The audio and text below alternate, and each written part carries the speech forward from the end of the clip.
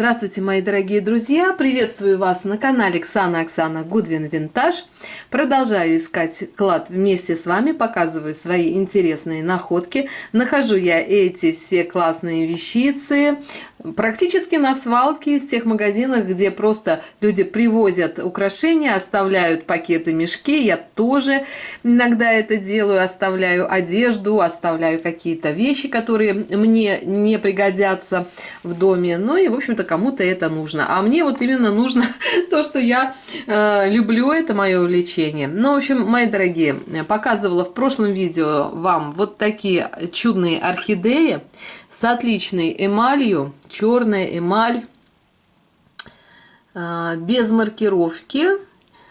И обещала вам показать сеты, которые собираются. Иногда бывает такое, что собираются из тех украшений, которые вновь прибывшие, и те украшения, которые уже долгое время у меня есть. В общем, думала я, что вот с этой брошью тоже орхидеи они будут сочетаться. Ну, видите, конечно, по цвету не то, по стилю, по форме, конечно, это полное совпадение. Показывала я вам эту брошь.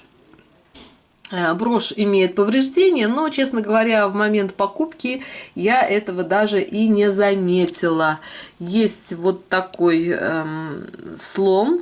То есть здесь еще была одна деталь, причем эта деталь была прикреплена именно отдельным способом. То есть это отдельный лист, был прикреплен отдельно, но вот так сломался. Ну, вот при таком рассмотрении, да, не сразу поймешь, что там чего-то не хватает. Но я понимаю, что здесь был еще один именно вот такого розово-сиреневого цвета лепесток. Ну, думаю, что вот такой формы. Ну, это мои фантазии. Ну, в общем, как-то так. И давайте следующее, не буду на этом долго останавливаться. Следующее, что меня поразило, в этот раз нашла вот такую, ой, извините, шкатулку.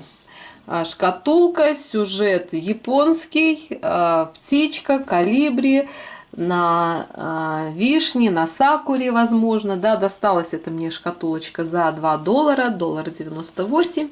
И, в общем-то, сомнений не было, брать, не брать. Сейчас покажу я вам ее вот в реальном размере, посмотрите, она крупная. На мой взгляд, это пластик. Но даже меня это не остановило. И сейчас вы поймете, почему я ее все-таки взяла. Потому что эта тема у меня собирается в коллекцию. Сейчас расскажу. Причем эта шкатулка необычная, она музыкальная.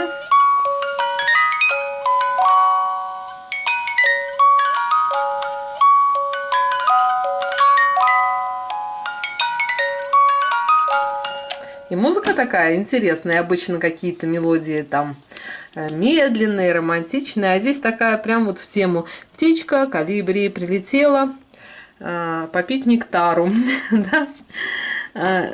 Не думаю, что она прям винтажная, конечно.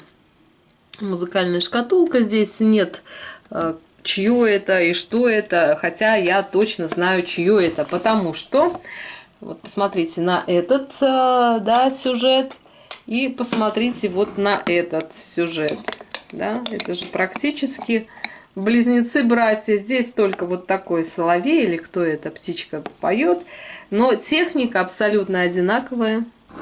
И у меня есть еще одна шкатулка, причем, ну, сразу скажу, что вот эта шкатулка, здесь есть 24 карата золота, и это Japan. Стоила она мне $2, еще не отмыла даже цену. И это наталкивает на то, что и эта шкатулка тоже японская, и есть добавление золота. Но вот еще и вот такая у меня есть шкатулка. Здесь, кстати, она вообще практически та же самая форма, тот же самый размер, все абсолютно то же самое, но сюжет другой, видите, и здесь нет вот этой этикетки, нет, кстати, и здесь тоже есть этикеточка золота, и здесь тоже Japan написано.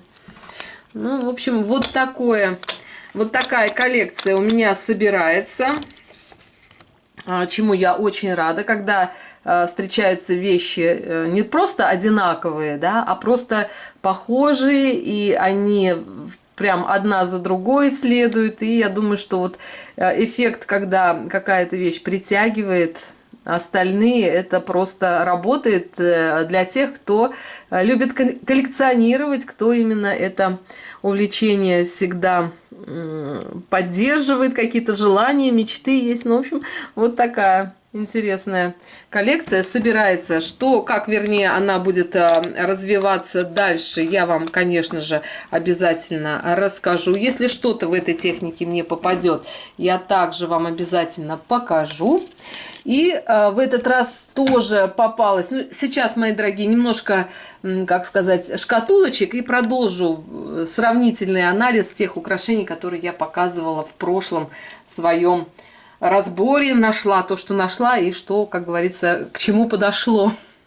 Так, вот эта вот шкатулка, 58 центов она мне стоила. Вы знаете, я ее взяла, мне показалось, что это пластик. Домой пришла, оказалось, что нет, это не пластик, это деревянная шкатулка, и внутри тут так все аккуратно. Но уж очень она похожа на технику лаковых миниатюр, да. И сейчас я вам тоже шкатулочку покажу. Вот тоже лаковая, но уж как бы техника одинаковая, стилистика разная. Здесь, конечно, русские мотивы, и самое интересное, купила я ее в Америке. И здесь есть подпись художника. Посмотрите, вот она попала в Америку, вот я в шоке просто. Саратов, 1999 год, художник М.Н. Я не знаю, кто это, но работа просто великолепная. Художник хороший, видите. Осенняя пора, очарование, русский пейзаж в таком стиле. Очень красивая сама работа, и шкатулочка в таком классическом лаковом стиле. В общем, я подумала, что это то же самое, но здесь немножко другое, да, здесь я думаю, что это что-то прессованный рисунок. Как говорится, не стали заморачиваться, да, вот с этими вензелями, а просто вот таким образом. И вот такая вот интересная вещь. В общем, как-то собираются, да, у меня. Я вам еще одну не показала, тоже. Техника та же самая практически. Вроде как лаковая шкатулка, но это индийский, даже не индийский, мексиканский, по-моему, рисунок. Но техника практически та же. Деревянная основа. Здесь у меня что-то есть. Деревянная основа, рисунок нанесен, здесь, затем все покрыто лаком и отшлифовано. В общем, вот такие вот вещицы лаковые. Ну, давайте к украшениям.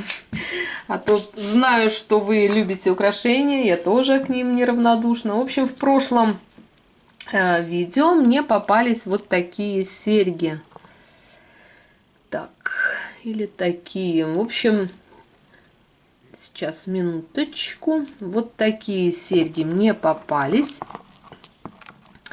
И я сразу увидела, поняла, что у меня много подобных украшений в этом стиле, в этой технике. Красивые кристаллы. Есть потери очень мелких кристаллов, но это, как говорится, не видно, да, если при расстоянии. Можно, конечно, восстановить, как говорится, заморочиться. Но в этой технике у меня собралось много украшений на самом деле. И вот сейчас я вам покажу украшения, которые очень похожи. Причем как серьги, так и колье.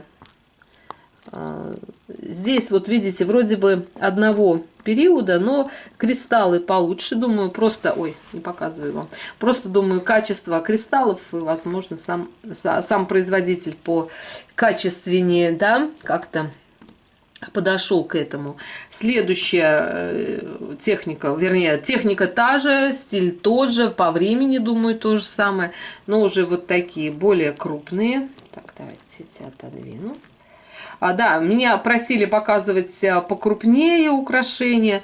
И я, в принципе, люблю рассматривать как в стиле вот так немножко отдаленным, потому что так более там понятен размер, да, украшений. Когда сильно близко показывают, очень непонятные размеры, можно в масштабах ошибиться. Здесь я стараюсь показать и в реальном, так сказать, времени соотношении, и в приближенном, в таком близком рассмотрении. Вот такие тоже серьги. Следующие серьги тоже, я думаю, 50-е, 60-е. Клипсы на винтах. Все предыдущие тоже на винтах сережки. Это вот такая вот форма. Тоже интересная. Кстати, в этой форме я вам показывала в прошлом видео вот эти вот серьги, водопадики, да, они были популярны. Я думаю, что они относятся к одному времени. Но здесь вот видите, более такие веселенькие кристаллы, разноцветные. Такая тоже тема интересная. Так, ну и что собралось у меня к этим сережкам, да, которые все равно собираются в коллекцию. Вот определенная коллекция уже, можно сказать, собралась. Это колье. Колье вот одно из, вернее, такое. Здесь на крючке кристалл, что встречается редко, скажу честно, потому что на крючках вот такой кристаллик. Тоже такое показатель, да, как бы качественности украшения. Такое колье с центральным кулоном. Есть тут и багетные кристаллы, и разные формы. Но кристаллы все в отличном состоянии. Колье просто великолепное. Думаю, тоже относится к 60-м годам. К этому же колье, вернее, к этим же сережкам, думаю, подойдет отлично и вот такое колье, состоящее просто из, видите, вот когда показывают, так как бы рассеивания, четкости нет. Тоже багетные кристаллы. Давайте так поближе покажу вам. Багетные кристаллы, сами белые, взятые все кристаллики в лапки. В общем, великолепная тоже такая, даже это не чокер, но прям вот под горлышко можно регулировать. Маркировок нет на всех украшениях, которые я вам сегодня показываю. Ну и напоследок вот такое украшение, кстати, почему я его выбрала именно показать последним. Это тоже винтажное колье, но у него вот такая простая форма. И я удивилась совсем недавно, просмотрев видео дизайнеров. Не буду называть, рекламировать никого не хочу, да, бесплатно, как говорится. Но именно вот такое колье, такая форма колье, такая форма украшений на сегодняшний день является очень актуальным и очень модным. Очень удивительно, но это закономерность. Новое – это хорошо забытое старое. И вот то качество старых украшений, которые вы сейчас видите, оно, конечно же, ни в какое сравнение не входит с теми украшениями, которые сейчас появляются, ну, как говорится, на общем рынке. Вот такой разбор-показ сегодня получился. Жду ваших впечатлений, жду ваших комментариев. Если у вас есть какие-то дополнения по улучшению ведения моего канала или какая-то информация, ту, которую я вам не рассказала и, возможно, сама не знаю, я вам за это буду очень благодарна. Всем мира, добра и красоты. А с вами была Оксана. Увидимся в следующем видео. Всем всего хорошего. Пока-пока.